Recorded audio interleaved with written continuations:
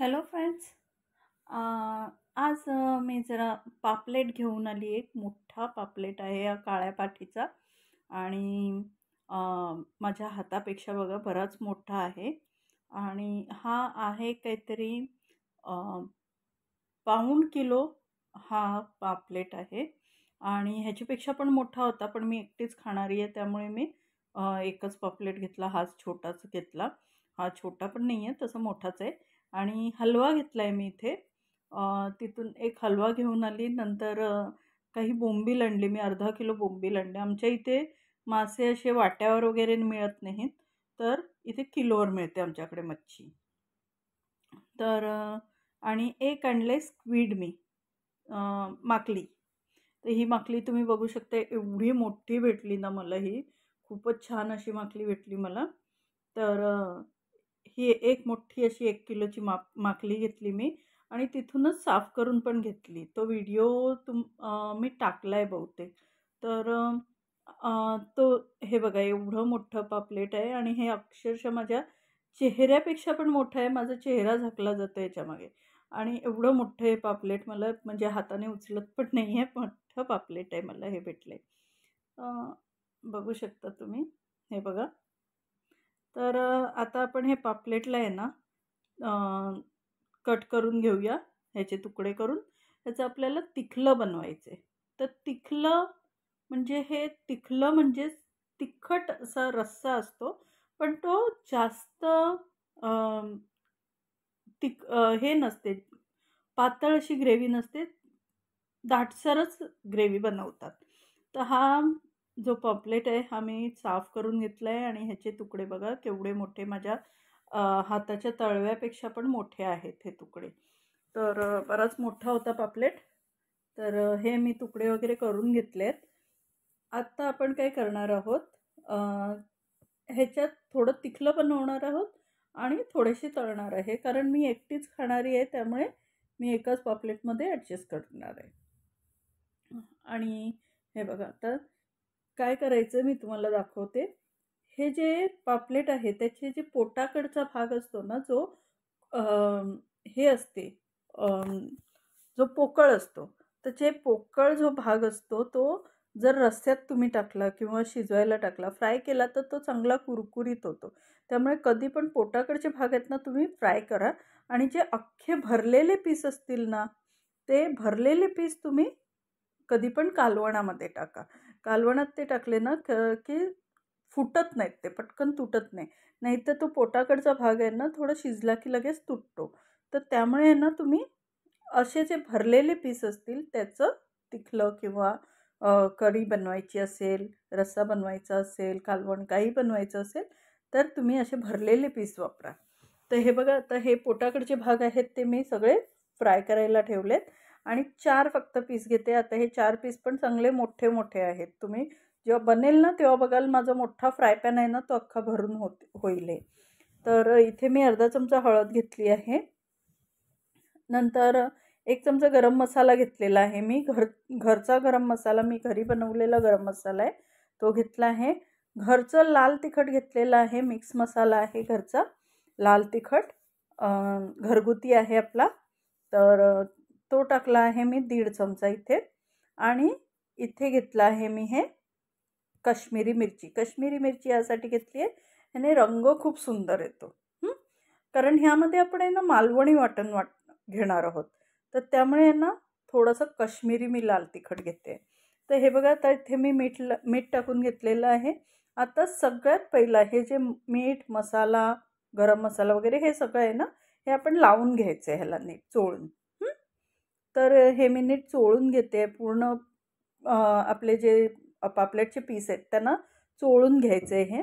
आणि आता हे तुम्हाला असं वाटत असेल, अरे बापरे या बाईने केवढं हे लाल तिखट लावलं, पण नाही, ॲडजस्ट होते बरोबर आणि इतकं सुंदर होते ना हे तिखलं. जास्त तिखट पण नाही होत, असं भरपूर असं झणझणीत एकदम तिखट असं होत नाही, नॉर्मल होते, छान होते. आणि हे बघा, कारण हे जर तुम्ही असे मसाला आधी लावला नाहीत ना आणि सगळा मसाला एकत्र करून लावला ना, तर तो मसाला नीट लागत नाही ह्याला. तर त्यामुळे आपण आधी मसाला, हळद वगैरे ते लावून घेतलं आहे आणि इथे हे आपलं आहे मालवणी वाटण. या वाटणाची रेसिपी मी आधी दिलेली आहे, तरी मी तुम्हाला सांगते.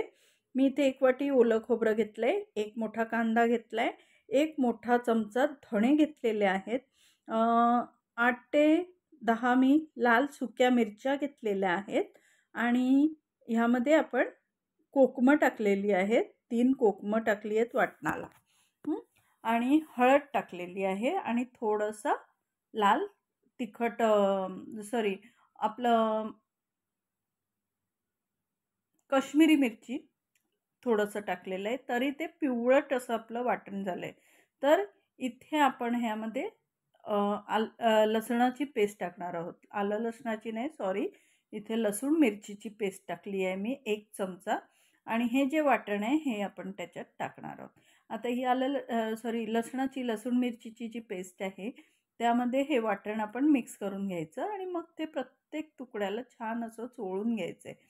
तर हे बघा असं हे करून ते चोळून घ्यायचं आहे. आपल्याला प्रत्येक पीसला असं भरपूर असा थर असला पाहिजे. असं नाही आहे की तुम्ही एकदम पातळ पातळ लावा, असं नाही. तर थर चांगला असा लागला पाहिजे आणि सगळा तुकडा पूर्ण जो पापलेटचा तुकडा आहे तो पूर्ण त्याला कव्हर झाला पाहिजे त्या मसाल्याने. इतकं सुंदर होतं म्हणजे तुमचे जे तुकडे असतात ना ह्याच्यातले कालवणातली तुकडी असते ना ती अशी धुतल्यासारखी वाटत नाही, इतकी सुंदर लागते. आणि ही रेसिपी तुम्ही जर एकदा बघितली, एकदा केलीत तुम्ही, तर मी नक्की सांगते तुम्ही ही परत परत कराल. तर आणि बऱ्याच वेळा आपण तिखलं वगैरे बघतो काही ह्याच्यावर, तर काही जण बनवतात पण त्यामध्ये ती लोक ओलं खोबरं आणि फक्त लसूण वापरतात. तर तुम्ही हे अशा प्रकारचं एकदा करून बघा ज्यामध्ये मालवणी वाटण लावलेलं आपण तिखलं बनवणार आहोत. तर हे अस्सल मालवणी पद्धतीचं आपलं तिखलं बनणार आहे. हे बघा सगळीकडे मी छान असा मसाला चवळून घेतलेला आहे बोलता बोलता आणि हे बघू शकता तुम्ही पूर्ण मसाला आपला लावून झालेला आहे 4ही तुकड्यांना. तुम्ही आता विचार कराल हे तुकडे एवढेसे दिसत आहेत आणि मसाला या बाईने एवढा लावला, पण त्याचेच आपलं कालवण बनणार आहे.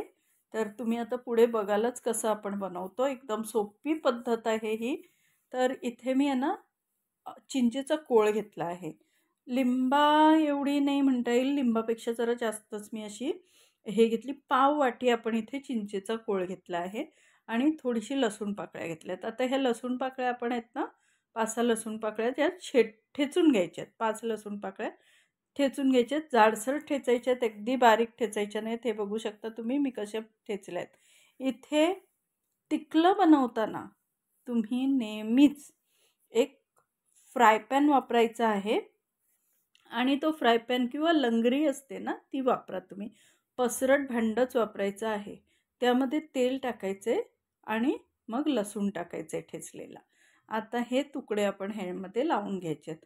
आता तुमचे जर जास्त तुकडे असतील तर तुम्ही प्रत्येक सगळीकडे असे लावू शकता जसे फ्राय करायला लावतात. माझ्याकडे 4च तुकडे आहेत, मी 4च केलेत आणि ते पण मला भरपूर होणार आहेत कारण मोठे मोठे तुकडे आहेत. तुम्ही बघू शकता माझा पूर्ण फ्राय पॅन भरलेला आहे आणि हा लहान फ्राय पॅन नाही आहे, हा मोठा फ्राय पॅन आहे बरं का. तर हा मसाला जो उरलेला आहे ना आपला ह्याचा, तो मी अजून वरती असा लावून घेते आणि बाकीचा जो उरलेला जो आपला मॅरिनेट असेल ते सगळं मॅरिनेट आपण ह्याच्यात टाकून द्यायचे फ्राय पॅनमध्ये. आता हे बघा हे मंद आचेवर असं थोडं शिजत ठेवायचं. 2 मिनिट लागतात आपलं पापलेट शिजायला. पापलेट शिजायला जास्त वेळ लागत नाही. तर एका बाजूने शिजायला 2-1 मिनिट लागतात. आता हे पलटून घ्यायचं आहे आपण जरा. तुम्ही आता बघाल की कसं आपलं खरपूस फ्राय होते. हे अगदी कुरकुरीत नाही करायचे. हे बघा कसं झालंय बघा, छान दिसतंय ना. आणि ह्याने ना म्हणून धुतलेलं वाटत नाही हे पापलेट. तर हे बघा तुम्ही असं आपण हे सगळं पलटून घेणार आहोत. दोन्ही बाजूने अशाच प्रकारे शिजवून घ्यायचे. ते शिजवायचे यासाठी आहे थोडासा स्मोकीनेस येतो त्याने, थोडंसं फ्रायचा एक चव येते. त्याला एक चव अशी फ्राय केल्यासारखी येते आणि ही वेगळी चव असते, खूप छान वाटते असं. काही जण मच्छी फ्राय करून घालतात, पण हे जरा वेगळी पद्धत आहे आपली. तर तुम्ही नक्की करून बघा. मी तुम्हाला खरंच सांगेन, एकदा करूनच बघा ही पद्धत. तुम्हाला खूप आवडेल. आता काय करायचं आहे आपण, ह्याला झाकण कधीच ठेवायचं नाही झाकण, कारण पापलेट आपलं शिजलेलं आहे ऑलरेडी. आपला मसाला पण शिजलेला आहे. आता हे पापलेट जे वाटणाचं पाणी होतं ना, आपण जे हे केलेलं काय म्हणतात, मॅरिनेटचं पाणी होतं त्या थाळ्यात जिथे आपण मॅरिनेट केलं होतं, तेच सगळं धुवून मी हे पाणी काढलं होतं. तेच पाणी आता मी ह्याच्यात टाकलं आहे. आता हे टाकून झाल्यावर काय करायचं, जरासं हलवून घ्यायचं. जास्त हलवायचं नाही, तुकडे फुटतील नाही तर. आणि हे आपला कोळ आहे ना, सगळीकडे असं ह्याच्यावर पापलेटच्या तुकड्यांवर सगळीकडे नीट पसरून घ्यायचा. पसरून घ्यायचा. हे बघा, हे छान आता असं शिजत ठेवायचं. 2 मिनिट लागतात शिजायला, 2 मिनिट फक्त. हां, आधीच आपण मीठ टाकलेलं आहे, तर आता पुन्हा मीठ टाकू नका. जर तुम्हाला कमी वाटलं, चव घेऊन बघा आणि थोडंसं तुम्ही ग्रेव्हीमध्ये मीठ टाकू शकता. तर हे बघा, आता मी पुन्हा एकदा तुकडे पलटून घेते आहे. हे पुन्हा एकदा पलटी मारून घेते. बघू शकता तुम्ही, दोन्हीकडून छान खरपूस झाले होते. आणि हे पलटून घ्यायचे तसे. बघा तुम्ही, किती मोठ्या फ्राय पॅनमध्ये एक एक तुकडी किती लांब लांब मस्त अशी बसली आहे बघा, छान. तर हे शिजलेलं आहे पूर्ण. आता काहीच जास्त करायची गरज नाही. एक उकळ आली की थोड्याशा 2 मिरच्या मी इथे फक्त मध्ये चीर देऊन त्यामध्ये टाकणार आहे. त्या शिजवायच्या नाही आहेत, फक्त एक चवीसाठी त्या मिरच्या टाकलेल्या आहेत. वरून छान अशी ही कोथिंबीर पसरवायची आहे आणि गॅस बंद करायचा आहे. आणि झालं आपलं तयार तिखलं. आणि हे तिखलं तुम्ही भाकरीबरोबर खा, चपातीबरोबर खा, भाताबरोबर खा, कसंही खा.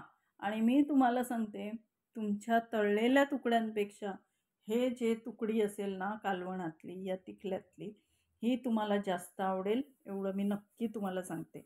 तर तुम्हाला ही रेसिपी कशी वाटली? एकदम झणझणीत अशी मस्त रेसिपी आहे.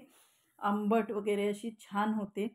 तर तुम्ही नक्की ही करून बघा. आणि जर तुम्हाला ही रेसिपी आवडली ना, तर प्लीज लाईक करा. आणि चॅनलला जर तुम्ही सबस्क्राईब केलं नसेल तर चॅनलला सबस्क्राईब करा, लाईक करा, शेअर करा. आणि अशाच रेसिपी, तुमचं ह्या रेसिपीबद्दल काय मत आहे, तुम्हाला म्हणजे तुम्ही कोणत्या पद्धतीने करता ते पण मला शेअर करा माझ्याबरोबर. आणि तुम्हाला ही रेसिपी आवडली असेल तर नक्की चॅनलला सबस्क्राईब करा बरं का. आणि तर पुन्हा भेटूया आपण पुढल्या रेसिपीमध्ये. अशीच मी नवीन नवीन वेगवेगळ्या रेसिपी घेऊन येत जाईन. आणि तुम्हाला आवडल्या नाही आवडल्या ते तुम्ही मला कमेंट करून सांगू शकता तुमचं मत. तर पुन्हा भेटूया आपण पुढल्या रेसिपीमध्ये. बाय.